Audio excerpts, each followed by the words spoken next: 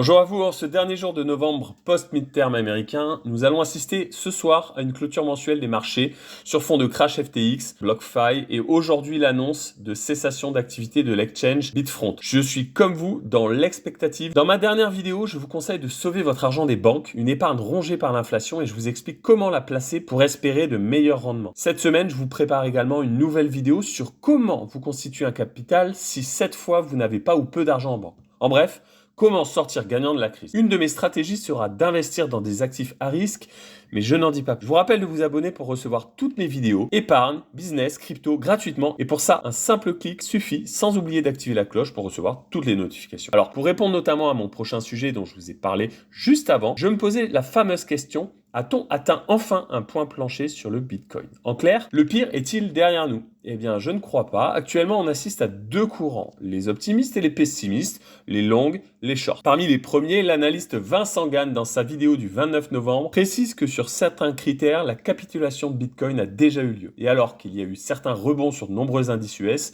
nous aurions dû voir un Bitcoin repartir à la hausse, mais c'était sans compter l'affaire FTX. Une faillite qui a été officiellement annoncée en plein midterm américain, comme par hasard, une période d'assouplissement historique pour les marchés US. Eh bien, c'est justement à ce moment précis que la bombe a éclaté. Je rappelle, si vous n'avez pas suivi, que les élites ont déclaré connaître les difficultés de FTX depuis plusieurs mois déjà. Le crime était parfait, le timing aussi. Cela n'est pas un hasard, surtout lorsque l'on sait que son CEO, Sam Bankman-Fried, a été le second donateur individuel dans le financement du Parti démocrate de Joe Biden, avec près de 40 millions de dollars. Un président américain qui s'est d'ailleurs empressé de parler de régulation. Comme on dit en France, c'est l'hôpital qui se fout de la charité. Un phénomène crypto qui inquiète nos dirigeants de par son ampleur, car sans argent, le pouvoir n'est rien.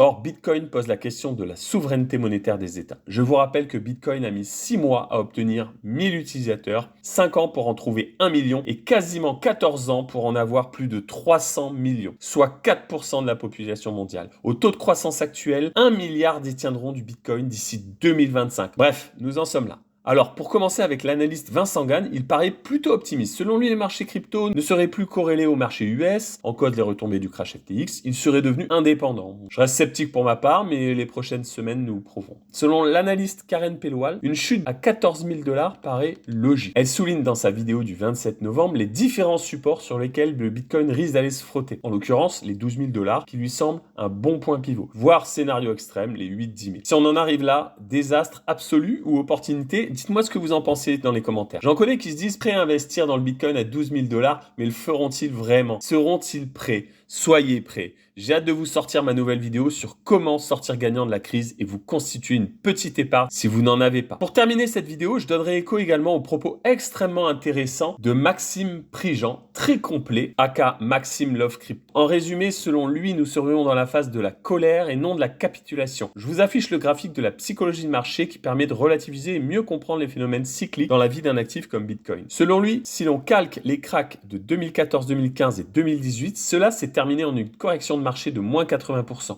Ce qui nous ramène exactement au fameux 12 000 $, le point pivot de Karen Pellewell. Ça a du sens, d'autant que les prochaines semaines vont dévoiler les dommages collatéraux du crash FTX. Une sorte d'effet de contagion dans un marché déjà très affaibli. Il faudra aussi compter sur le resserrement monétaire et la récession à venir. Pénurie, chômage, précarité, instabilité géopolitique, un terreau pas forcément favorable à une reprise rapide des marchés, qu'ils soient boursiers ou crypto d'ailleurs. D'autant que les institutionnels très présents jusqu'à maintenant dans ce créneau vont probablement moins s'engager, en tout cas pour l'instant. Pour ma part, j'imagine une stabilisation pour le printemps 2023. Voilà, je pense avoir répondu en partie à la question de départ, à savoir est-ce que le Bitcoin va enfin rebondir ou allons-nous vivre de nouvelles frayeurs dans les prochaines semaines. Quoi qu'il en soit, voyez toujours le verre à moitié plein, parce que c'est en achetant la peur, là où plus personne n'y croit, que vous ferez probablement les meilleures affaires. J'espère vous avoir régalé pour cette nouvelle vidéo, je vous dis à bientôt, salut.